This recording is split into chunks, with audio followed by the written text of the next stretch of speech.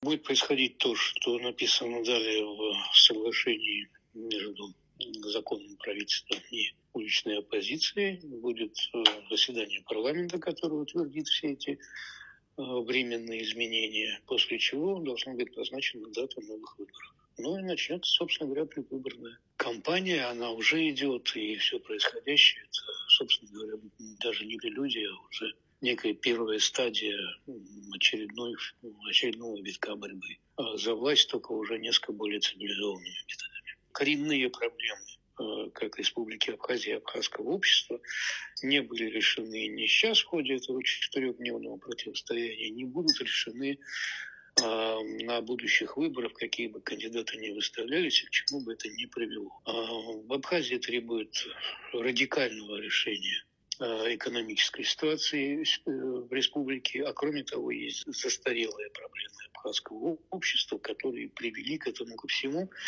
и уже неоднократно приводили к, скажем так, не очень красивым изменениям в политической жизни республики. Есть проблема клановости, есть проблема иждивенчества, такого социального иждивенчества в государственном плане. То есть они очень привыкли находиться в той атмосфере постоянных денежных вливаний из России, за которые не нужно отвечать.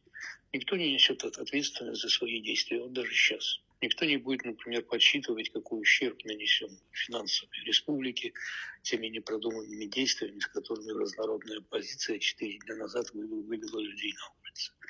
Проблемы Абхазии не будут решены ни такими методами, ни даже новым голосованием. За единственным исключением, если на следующих выборах победит кандидат, который сможет, нехорошее слово навязать, но давайте его трактовать в положительном плане, навязать абхазскому обществу необходимость социальных перемен и более серьезной интеграции с Российской Федерацией, нежели это есть сейчас на новых принципах. Интеграция законодательства не означает полное копирование российского законодательства, как это есть, например, в Южной Осетии, то не во всем.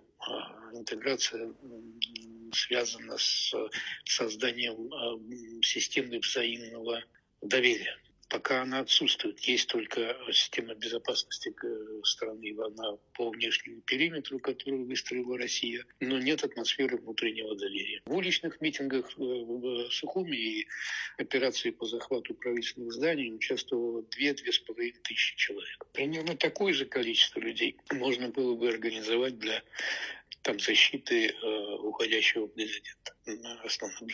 Большинство жителей Абхазии не участвовало ни в уличных столкновениях, ни в митингах протеста, ни вообще, собственно, ни в чем. Люди хотят некой стабильности, а какими способами она будет достигнута, кто-то в селе, может быть, рассуждает о том, что вот придут русские инвестиции, а мы останемся без гарантированного заработка, который давали туристы. Но не останетесь, на самом деле, никогда еще крупный бизнес в туризме не убивал мелкий. Но это все нужно объяснять, никто не объясняет. Люди сидят по домам и смотрят телевизор. Как там это все у нас происходит?